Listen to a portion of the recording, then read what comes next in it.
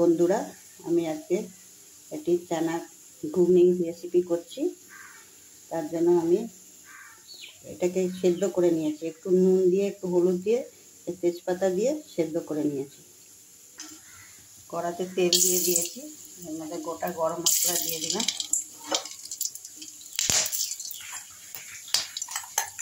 এগুলো মিক্সিতে এই যে রসুন আর আদা আর একটু পেঁয়াজ একসাথে পেস্ট করে নিয়েছি, আর দুটো কাঁচা লঙ্কা আছে। দেখুন, আমি এর মধ্যে হলুদ গুঁড়ো নিয়েছি, একটু চিনি নিয়েছি, একটু নুন নিয়েছি, একটু ধনে গুঁড়ো নিয়েছি, একটু লঙ্কার গুঁড়ো নিয়েছি।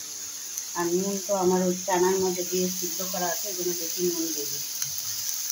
এগুলো সব দিয়ে দিলাম। দেখুন, মশলাটা আমার কষানো হয়ে গেছে। এর মধ্যে আলু ভেজে রেখেছিলাম, দুটো আলু আছে মিডিয়াম সাইজের, এগুলোকে কেটে ভেজে রেখেছিলাম, দিয়ে দিলাম। আমার এই পাশে যেহেতু পেঁয়াজটা আমি এই পাশে আলাদা ভাজছি, এটাকে কষিয়ে তারপর আমি পেঁয়াজটার মধ্যে দেবো। মশলাটা আমার কষানো হয়ে গেছে, এর মধ্যে আমি এইভাবে ভাজা পেঁয়াজটা দিয়ে দিই।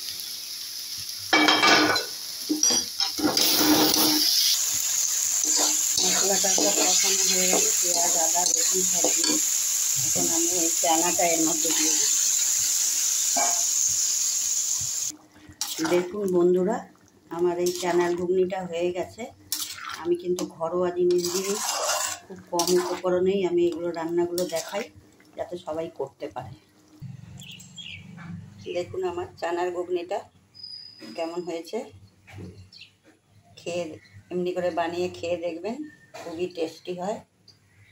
আমরা সবসময় এমনি করেই বানাই।